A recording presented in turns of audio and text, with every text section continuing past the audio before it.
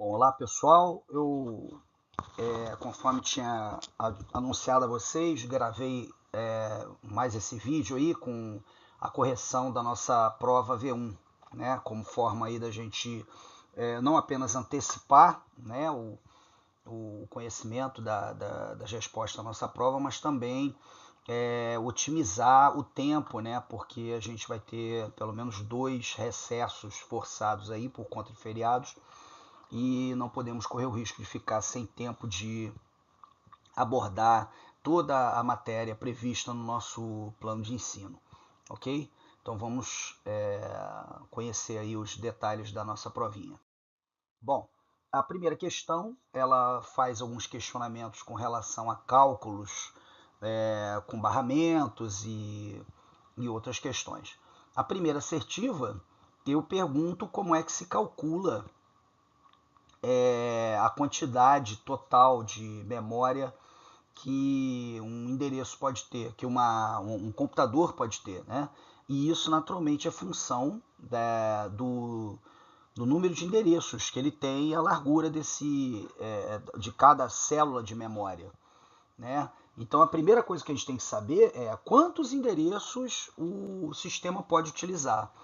E esse cálculo é feito através da equação n igual a 2 elevado a e, sendo n o número de endereços e e a largura de cada endereço, né, que pode ser obtida também pelo número de fios do barramento de endereços, né, o número de pinos correspondentes ao barramento de endereços do processador, enfim. Mas não existe esse menos 1 na equação, tá certo? Então a primeira é falsa, né?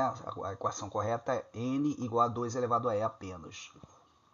A segunda assertiva, usualmente memórias RAM possuem células de apenas 8 bits, ou seja, 1 byte. Isso é verdadeiro, né? Já há muitos anos que é assim, isso facilita todo o processo de fabricação de memórias e padronização, reaproveitamento de memória. Então, ainda temos, né? Essa ainda é a resposta da anterior, ainda temos essa característica e provavelmente nós vamos ficar bastante tempo assim. A terceira assertiva a gente discutiu exaustivamente em sala de aula, né? Nós naturalmente precisamos que um computador tenha um barramento de endereços compatível com a quantidade de memória que você deseja utilizar, mas não apenas isso basta, você também precisa ter um sistema operacional que foi desenvolvido para usar essa quantidade de endereços. Então, essa assertiva, a quantidade de memória RAM utilizável por um computador depende do sistema operacional ser de 32 ou de 64 bits, é absolutamente verdadeira. Não é só a arquitetura do computador, né, e do tamanho do barramento de endereços, né? Naturalmente, também o sistema operacional é importante. Então, a primeira é falsa, as duas seguintes são verdadeiras, então a resposta correta é a penúltima opção. Segunda questão, né, é uma questão de cálculos, aonde eu faço 5 desafios de conversão e você tem que descobrir qual das conversões, né, qual das proposições está errada, certo? Muitos alunos reclamaram que eu tinha errado algumas coisas, inclusive uns 2 ou 3 alunos me disseram que tinham 2 respostas válidas e eu disse que ia verificar isso. Enfim, não está errado não, só tem uma resposta para essa questão. A única coisa que realmente estava errada era o 16, né, na última assertiva lá. Então não tem nada comprometedor nessa questão que fizesse ela ser anulada, não. Bom, então vamos ver a primeira. 632 equivale, base 10, naturalmente, equivale a 278 na base 16. Tem que converter 632 para a base 16. O processo recomendado é o processo das divisões sucessivas. Então, 632 dividido por 16, eu vou ter uma divisão aonde eu vou encontrar, como vocês estão acompanhando aí, né, o resto 8 na primeira divisão, divido novamente por 16, né, aí tem um processo de divisão normal, não preciso explicar como é que se divide, né, então eu tenho o resto 7 nessa segunda divisão, e na terceira divisão tenho esse detalhe, né, que a gente tem que lembrar, 0 vezes 16 dá 0, né, Então 2 menos 0, 2 é o terceiro resto. Então, pegando os restos de baixo para cima, 2, 7, 8, né? É a conversão feita. Então, a primeira assertiva é verdadeira, certo? A segunda assertiva, 566 na base 8, na base 16, convertido para a base 16.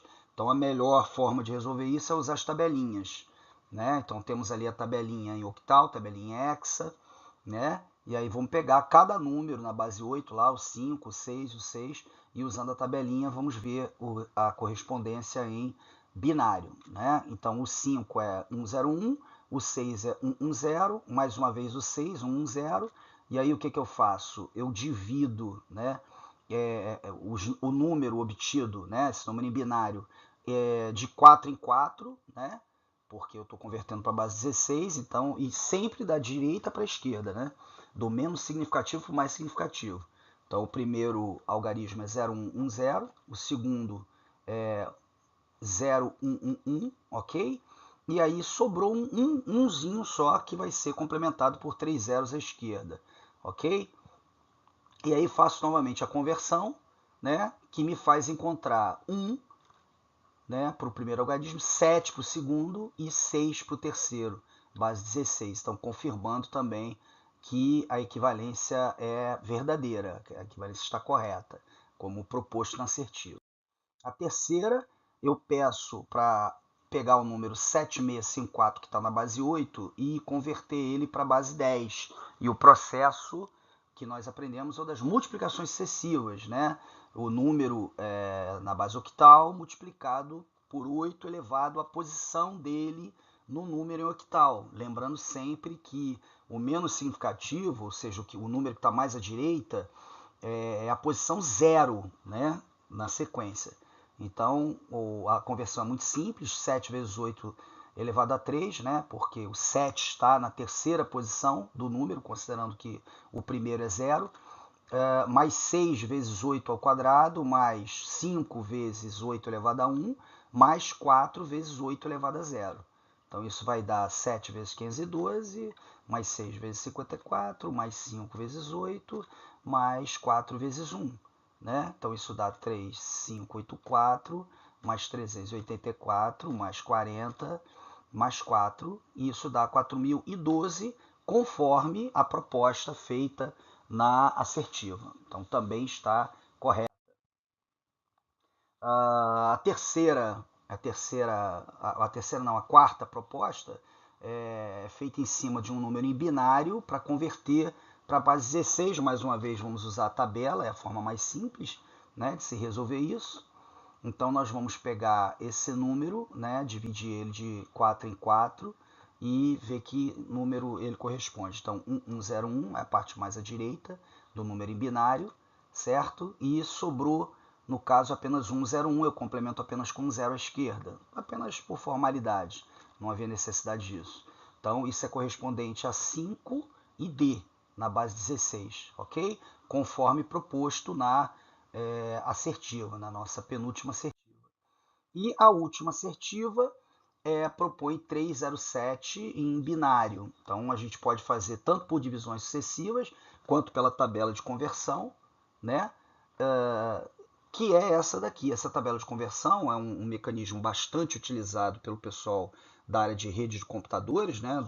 do qual faço parte, né? Do pessoal do suporte, onde a conversão de um número decimal para binário ou vice-versa é feito muito rapidamente por uma tabelinha como essa. É claro que essa tabela ela pode continuar à esquerda, né? 512 vezes 2, 1024, 1024 vezes 2, 2048, e assim sucessivamente. Como é que eu construo essa tabela? Né? É o número, é o 2 elevado à potência da sua posição. Então, mais à direita, vamos começar, é 2 elevado a 0, né, que é igual a 1. Depois, 2 elevado a 1, que é 2. Depois, 2 elevado a 2, que é 4. Como é que você constrói isso muito facilmente? Começa com 1 e vai multiplicando tudo por 2. Então, 1 vezes 2, 2. 2 vezes 2, 4. 4 vezes 2, 8. 8 vezes 2, 16. 16 vezes 2, 32. E assim sucessivamente, até chegar numa ordem de grandeza que seja suficiente para você fazer suas conversões. Por exemplo, conversões de endereços IP, né, a gente vai apenas até o 2 elevado a 7, que é 128. né? Porque a gente, IPv4 usa apenas 8 bits, né? São 8 posições.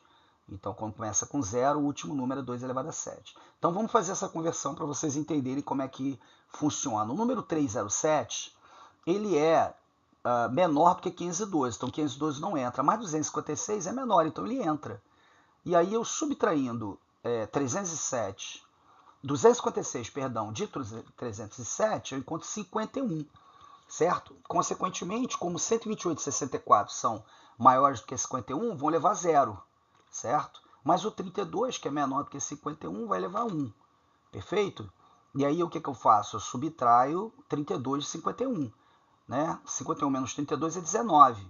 Então como é que eu faço agora usando os números que sobraram à direita para montar o 19? É 16 mais 3, então 16 mais 2 mais 1.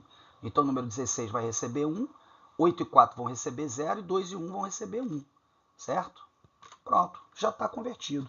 Muito rápido, muito fácil. Eu duvido, mas duvido que alguém fazendo divisões sucessivas consiga fazer conversões mais rápido do que eu usando essa tabelinha, certo? Então é um mecanismo bastante usual, bastante interessante, principalmente para conversão de endereços IP de rede.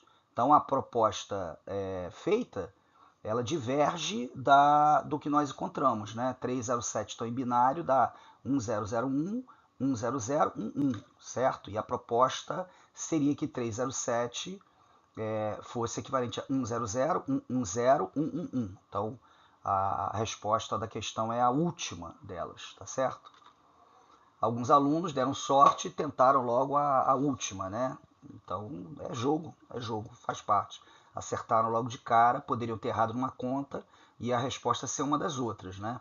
Então confiaram e vamos ver aqui na correção como é que ficou, tá certo? Então, a resposta certa é a letra E, ou a última das opções. Bom, mais uma questão de cálculos, a terceira questão, né? Sendo que também houve uma controvérsia no início da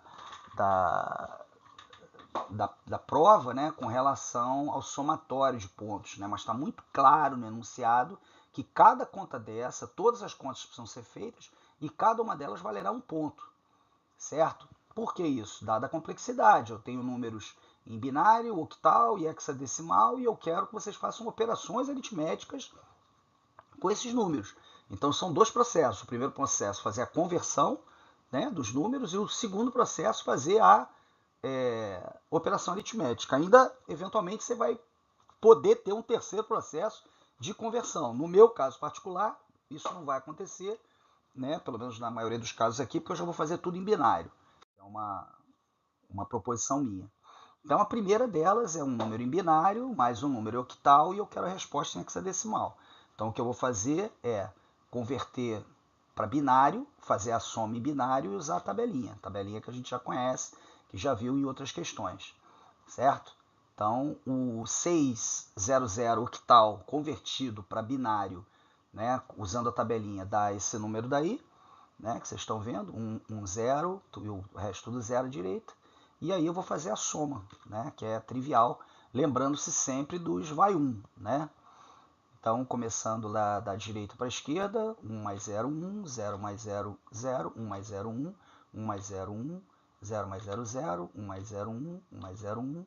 E aí começamos. 1 mais 1 é 0 e vai 1, tá certo?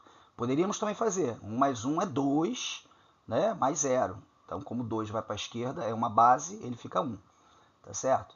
1 e 1, 0, vai 1 novamente. 1 e 1, 0, vai 1 novamente, certo? Então, pronto, já temos agora o número correspondente à soma, né, das duas parcelas. Mas o professor quer em hexadecimal, então muito simples.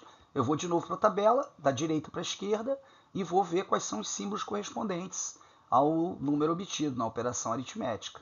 Então, separando aí, né, para ficar fácil o processo, vou botar umas barrinhas aqui de 4 em 4, sempre da direita para a esquerda, né, do menos significativo para o mais significativo, e aí nós concluímos que o número é 4, 6D em hexadecimal, e essa é a resposta da nossa questão, ok? Segunda questão é um número em hexa subtraído de um número em octadecimal, certo? Então, mais uma vez, vamos fazer as operações em binário, até porque a resposta já está em binário, Então vamos usar a tabelinha. Vamos converter o número em hexa para binário, trivialmente, está lá, 3C9E, né? Eu pego cada um dos símbolos e converto na tabela. Então o 3 é 001, como vocês podem ver na tabela direita. O C é 1100, o 9 é 1001, certo? E o E é 1110. Perfeito? Então, esse número já está pronto. Vamos agora converter o segundo número, 35227. Mesmo processo, só que ele está em octadecimal. Então, nós vamos pegar apenas os 3 últimos números lá da tabela. Poderia botar também a parte em octa, mas é desnecessário, porque em octadecimal, em octal, perdão, todos os símbolos têm apenas 3 bits, né? Então, o 3 é 011, o 5 é 101, o 2 é 010, 2 novamente, 010, e o 711. Pronto. Então, agora é só fazer a subtração. Muito simples, muito rápido. 0 menos 1 não posso fazer, tenho que pedir emprestado, certo? Então, vamos lá, pedir emprestado por 1 veio 2, 2 menos 1, 1, certo? Agora eu tenho lá 0 menos 1, não posso fazer, então vou pedir emprestado para o da esquerda, vem novamente uma base, 2 menos 1, 1, mais uma conta de subtração que eu não posso fazer, peço mais uma vez emprestado, vem a base, 2 menos 1, 1, certo? Agora 0 menos 0, sem problema, 1 menos 1, 0, 0 menos 0, 0, 0 menos 0, 0, 1 menos 1, 0, 0 menos 0, 0, não posso fazer isso daí, então tem que pedir emprestado novamente, vem aqui a base, 2, 2 menos 1, 1, certo? O próximo é 0 e tudo 0 à esquerda. Pronto. Então, terminamos aqui. Agora é só colocar dentro do parênteses. E essa é a nossa resposta. Perfeito? Já prontinho em binário. A próxima opção, a terceira, é uma multiplicação. Temos um número octal multiplicado por um número binário e eu quero a resposta em binário. Então, obviamente, vou fazer em binário, certo? Usando novamente a tabela. E eu só vou precisar converter um número, que é o 5644, que está ali já convertido, certo? O processo vocês já conhecem, não tem mistério, é só conferir se vocês acertaram, ok? E vamos fazer a multiplicação, certo? A multiplicação em binário é muito simples, porque é tudo vezes 1, né? Então é só copiar o número que está lá em cima. Então vamos lá, está ali o número igualzinho de cima. Ele novamente, só que identado uma posição, agora é tudo 0, ok? Depois tudo 1, 1 e 1, 3 vezes, certo? Então agora uma conta de soma que pode, está bastante sujeita a erro. Aqui, para evitar que eu erre, o que eu fiz? Eu coloquei umas barras verticais, né? Identificando as colunas que precisam ser somadas. Então tá aqui. Primeira barra, né? 0, não tem mistério. Segunda barra, 0 mais 0, 0, sem problema. Terceira barra, 1. Quarta barra, 1 novamente, certo? Quinta barra só tem zeros, não tem problema nenhum. Sexta barra, agora eu já tenho o primeiro óbice, né? 1 mais 1, então vai dar 0 mais 1, certo? Subi 1 lá. Agora, próxima barra, o que vai acontecer? Eu vou ter algumas subidas, né? 1 e 1 vai dar 0, vai 1, então 1 já subiu. 0 e 1, 1, perfeito? Próxima barra, 1 e 1 vai dar 0, vai 1, certo? E lá embaixo tem umzinho sobrando, ok? Na última linha, então esse é 1 que está aqui. Próxima barra, 1 e 1, 0, vai 1, certo? 0 e 1, 1. 1 e 1, 0, vai 1, certo? E sobrou 0, ok? Próxima barra agora. 1 e 1, 0, vai 1. 0 e 1, 1. 1 e 1, 0, vai 1 novamente. E lá embaixo tem mais umzinho, que é o que vai sobrar. Tá certo? Continuando. 1 e 1. Estou nos gestos ainda. 1 e 1 dá 0, vai 1, certo? 0 e 1, 1. 1 e 1, 0, vai 1 novamente. 0 e 1, 1. Sobrou 1 então agora. Ok? Próxima barra. 1 e 1, 0, vai 1. Ok? 0 e 1, 1. Vamos descendo. 1 e 1, 0, vai 1 novamente. 0 e 1, 1. Sobrou 1. Próxima barra. 1 e 1, 0, vai 1. 0 e 1, 1. 1 e 1, 0, vai 1. Certo? 0 e 1, 1. 1 e 1, 0, vai 1. Vai 1 novamente. E o 0 sobrou. Barra.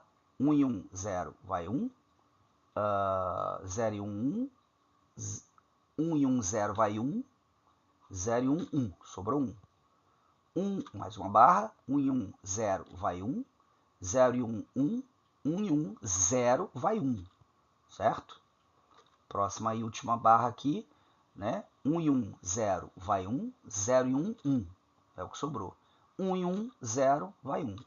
E 1 está aqui à esquerda. Então ficou bem grande, né, a resposta, mas é exatamente o que a questão pede, tá certo? É um processo lento, sujeito a erros, mas se você fizer com método, com cuidado, não tem o que errar, perfeito? Bom, a última conta é uma conta de divisão, certo? Onde mais uma vez eu estou usando binários, octais e hexadecimais. Então, mais uma vez, eu vou fazer tudo em binário, certo? Usando a tabelinha.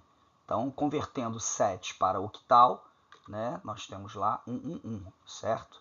Ou melhor, 7 que está em octal, convertendo para binário. Vai ficar 1. E aí, fazendo essa divisão, certo? Dividido por 1, nós puxamos aqui o 1000, certo? Então, vai dar 1. Fazendo a subtração, sobra 1. Baixo 1, né? Não tem como dividir, então coloco 0, baixo o próximo 1. Próximo número, né? 0. Ainda não tenho como dividir, então 0 novamente. E baixo mais um 1, ok? Então agora eu já posso fazer 1 e eu tenho esse resultado. Conforme eu havia dito em sala de aula, né? Caso alguma operação desse dízima, né? Desse vírgula, alguma coisa, bastava converter a parte inteira. Falei isso bem claramente, nitidamente para todos, ok? Então 1001 ali na nossa tabelinha 9, né? Em hexadecimal, certo? Então essa é a resposta da nossa questão. Bom, agora umas questões de conversões, né? Eu imagino que bastante gente deve ter errado essa questão, porque ela demandava não apenas muita paciência, muita tranquilidade, mas principalmente memória, né? Uma aula antes ou 2 aulas antes da prova, eu fiz inclusive rapidamente ali no quadro uma tabela de conversão, né, para vocês. E eu mostrei, deixei bem claro que nós usamos a potência de 2 para fazer conversões de bytes, e não a potência de 10. Né? Então isso já eliminaria a questão, né? O problema, porque a primeira assertiva está lá em potência de 10. Né? Então, 10 a 6. A última e a penúltima também estou em potência de 10. Certo? Então não preciso nem avaliar. Então eu fiquei aí na dúvida entre a segunda e a terceira. Acontece que, vamos lá, esse aí é que tá. Inclusive tem um slide do professor Mário que ele fala isso, né? Que Hertz é uma medida de frequência. Frequência é segundo a menos 1, faz parte do sistema métrico decimal, tá certo? Então ele tem que ser usado, as conversões são feitas em potência de 10, não na potência de 2. Ok? Então, a avaliação fica da seguinte maneira. Primeira assertiva, né? 10 a 6 kilobytes equivale a 1 gigabyte. Não vale, não merece consideração essa opção, porque qualquer conversão em quantidade de bytes é feita na base 2 e não na base 10. Certo? Tem aqui uma tabelinha que mostra para vocês quais são as quantidades, certo? Então, é sempre 2 elevado a 10, né? Então, vai ser o primeiro 2 elevado a 10, depois 2 elevado a 20, 2 elevado a 30, 2 elevado a 40, e assim sucessivamente até chegar no iotabyte, certo? Aqui uma questão que não sei se seria mais com relação a português, né? Mas eu botei bem claro para vocês, inclusive eu comentei, né, superficialmente, a incoerência, né, do Z e do Y, né, ali a colocação, a ordem entre eles. Então eu estou questionando, o hexabyte ele fica entre o petabyte e o iotabyte? Não, ele fica entre o petabyte e o zettabyte. Eu não posso ignorar o zettabyte, tá certo? Então é falsa. E a próxima opção, a terceira opção, como eu disse, tem esse slidezinho que eu botei em miniatura aí para vocês, à direita, que mostra lá embaixo, no canto direito, a conversão em Hertz, que é feita no sistema decimal. Né? E é exatamente essa a resposta da nossa questão. Tá certo? Bom, a última e a penúltima, estão, a exemplo da primeira, fazendo conversões usando potência de 10. E qualquer conversão de bytes é feita na potência de 2. Então ambas são falsas. Perfeito? Então a resposta certa é a da conversão de Hertz. Okay? Bom, quinta questão. Tenho 3 assertivas e vocês têm que marcar a resposta que identifica as assertivas que estão corretas, certo? Então, a primeira assertiva questiona sobre as características do barramento, né? Barramento, ele opera, nós temos 3 barramentos, barramento de dados, barramento de controle, barramento de dados, dados, controle e endereço, certo? E, naturalmente, nós temos características próprias dos dispositivos que estão ligados na outra extremidade desses barramentos. Então, naturalmente, cada um trabalha numa velocidade própria, certo? Criando um modelo hierárquico, né? Onde cada dispositivo tem a sua característica própria, tem a sua velocidade, o seu ciclo de instrução, né? O seu tempo de acesso. Falamos, inclusive, em sala de aula, né? Das bridges, né, que são muito importantes, né, na definição das nossas motherboards, né, das placas-mãe. Então, essa assertiva é verdadeira. Cada barramento tem uma velocidade de operação própria, criando um modelo hierárquico. Né? Também fizemos vários comentários e exercícios sobre a questão dos fios do barramento, dos barramentos, né, de banco de dados, os barramentos de dados, de endereços, de controle, certo? Que terminam no processador. E o processador tem um número de pinos, né, que é rigorosamente a soma desses fios, né, que chegam até o processador. Ok? Então ela também é verdadeira. E essa terceira opção fizemos até em sala de aula, esse cálculo, né? Quanto que um processador, um computador de 64 bits com um sistema operacional de 64 bits tem potencial de endereçar. Então, teoricamente, ele pode endereçar até 16 exabytes. Por quê? Né? Porque 64 bits, né, ele seria 2 elevado a 64, né, que é 2 elevado a 60 vezes 2 elevado a 4 bytes, tá certo? Então, levando em consideração, naturalmente, que as células têm 1 byte, cada célula tem 1 byte. Então, como 2 elevado a 4 é 16 e 2 a 60 é hexa, então a assertiva é verdadeira, perfeito? As 3 são verdadeiras. Bom, essa questão toda ela diz respeito apenas ao modo de entrada e saída DMA. Né? Eu avisei vocês, né? Deixei bem claro que o assunto era muito importante, então naturalmente nós iríamos cobrar isso. Então a primeira assertiva, no modo de entrada e saída DMA, não há interferência da CPU durante a operação de transferência de dados entre o controlador e MP. Perfeita.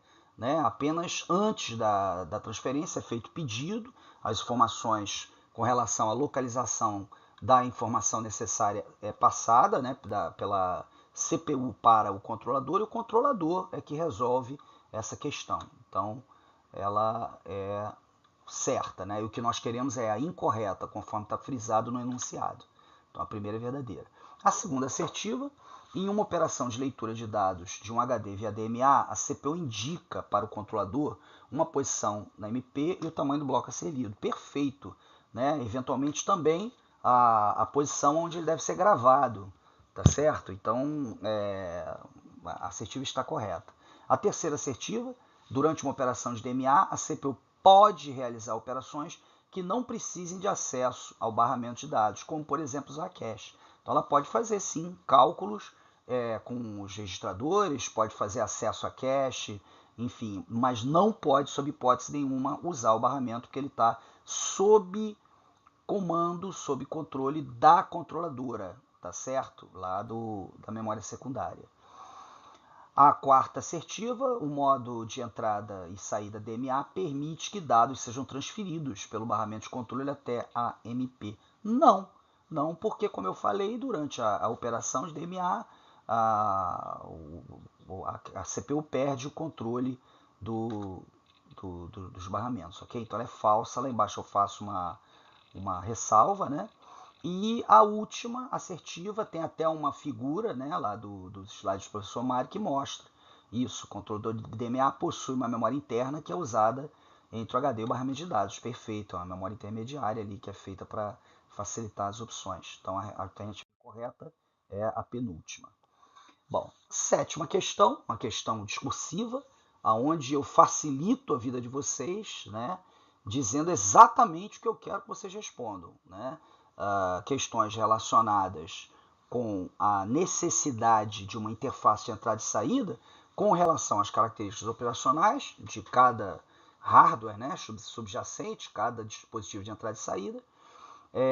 O que a interface tem a ver com a questão do clock do computador e como a interface lida com problemas relacionados com comprimento tamanho mesmo, né, das linhas de transmissão. Então, a resposta disso seria absolutamente necessário para receber a questão inteira, né, a pontuação inteira, que você dissesse o que está escrito nos slides lá da aula, né? Então, primeiro, todo dispositivo de entrada e saída tem características absolutamente peculiares, né, e diferentes para cada um, tá certo? Como velocidade de transferência, quantidade de bits que são enviados, o formato dos dados que são trocados e tudo mais.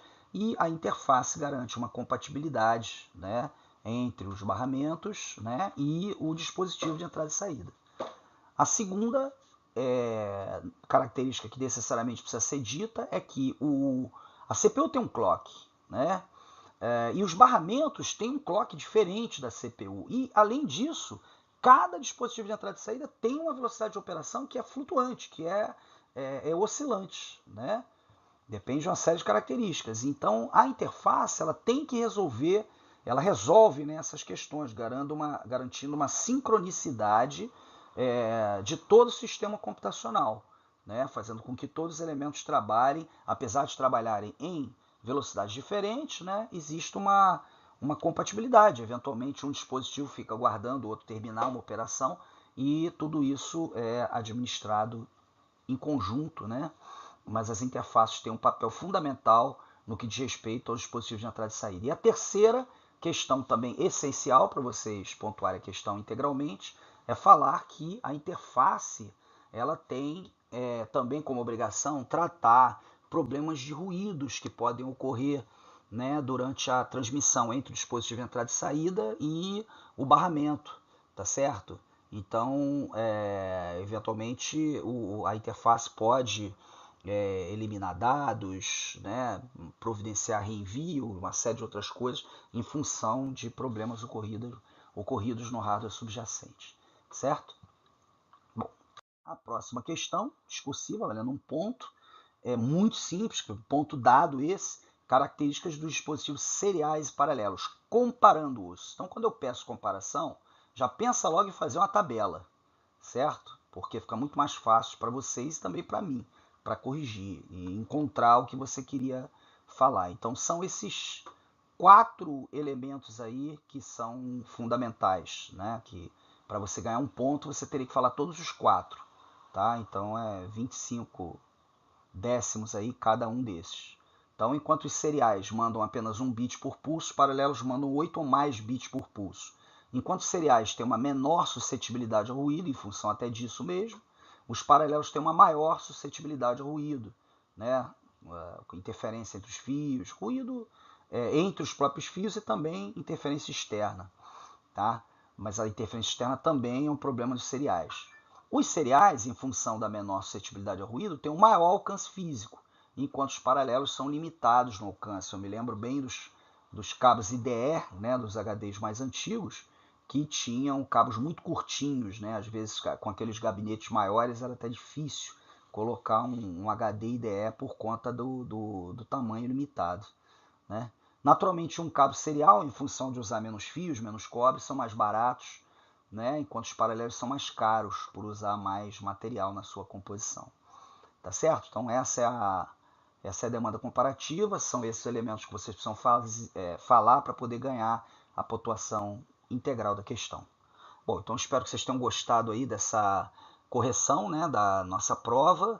Eu vou iniciar a correção das provas e vou fazer o mais rápido possível o lançamento da nota no AVA, de forma que na próxima prova, qualquer ponderação tem que ser feita já na próxima aula, nosso próximo encontro. Tá? Depois que vocês levarem a prova para casa, não tem mais ponderação, até porque eu permiti que vocês deixassem a prova em lápis, ok? Então, um grande abraço aí e até o próximo vídeo, pessoal.